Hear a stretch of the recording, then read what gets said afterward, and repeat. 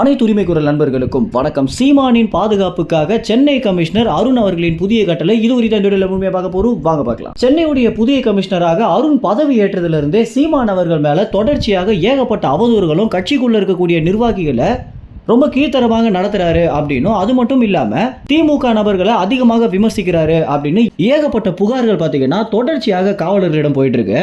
நாம் தமிழர் கட்சிக்குள்ளேயே இருக்கக்கூடிய ஒரு சில நிர்வாகிகளுடைய வழிமாறுதலின் காரணமாக தான் பார்த்தீங்கன்னா நாம் தமிழர் கட்சிக்குள்ள நடக்கக்கூடிய பல விஷயங்கள் வெளியே தெரிய வருது அப்படின்னும், கட்சிக்குள்ள ஏகப்பட்ட துரோகிகள் புகுந்துட்டாங்க அப்படின்னு ஏற்கனவே பார்த்தீங்கன்னா நம்ம ஒரு வீடியோ போட்டிருக்கோம். அந்த வீடியோவுக்கு ஏற்ற மாதிரியே சீமான் அவர்களும் பார்த்தீங்கன்னா இந்த ஒரு விஷயத்தை தான் குறிப்பிட்டு வந்துட்டு இருக்காரு. இதனால தான் நாம் தமிழர் கட்சிக்குள்ள இருக்கக்கூடிய ரகசியங்கள் வெளிவர ஆரம்பிச்சிருக்கு.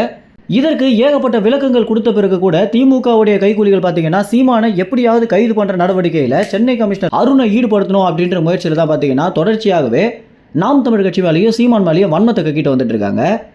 இதனுடைய ஒரு வெளிப்பாடாக தற்போது என்ன ஆகியிருக்கு அப்படின்னா, சீமான், இடுமோனம் கார்த்தி, சாட்டை துரைமுருகன், காளியம்மாள் இவங்களுக்குள்ள ஏற்பட்ட ஒரு பிரச்சனைக்கு முற்றுப்புள்ளி வைக்கும் விதமாக சாட்டை துரைமுருகனும் காளியம்மாளும் பார்த்தீங்கன்னா தற்போது வீடியோ வாயிலாக சில விஷயங்களை பகிர்ந்திருந்தாங்க. இதனை அடுத்து அடுத்த ஒரு மாபெரும் பொதுக்கூட்டத்தில் தான் சீமானவர்கள் இந்த விஷயத்தை குறித்தே பேச போறாரு அப்படின்னு தெரிய வந்திருக்கு.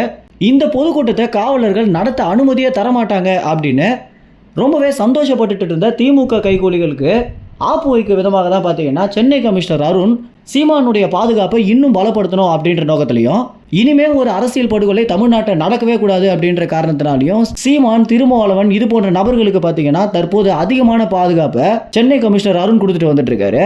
இதனை அடுத்து சீமான் பொதுக்கூட்டம் போட்டால் கூட இத்தனை ஆண்டு காலம் இருந்ததை விட காவலர்கள் இன்னும் அதிகமாக தான் பாதுகாப்புக்கு போடுவாங்க அப்படின்னு தெரிய வந்திருக்கு. நாம் தமிழர் கட்சியுடைய அலுவலகத்திலிருந்து சீமானுடைய வீடு வரைக்குமே பார்த்தீங்கன்னா காவலர்கள் எப்போதுமே பாதுகாப்பு இருக்கணும், அதுவும் துப்பாக்கி ஏந்திய காவலர்கள் இருக்கணும் அப்படின்னு கமிஷனர் பார்த்தீங்கன்னா காவலர்களுக்கு ஒரு சிறப்பு உத்தரவு போட்டிருக்காரு.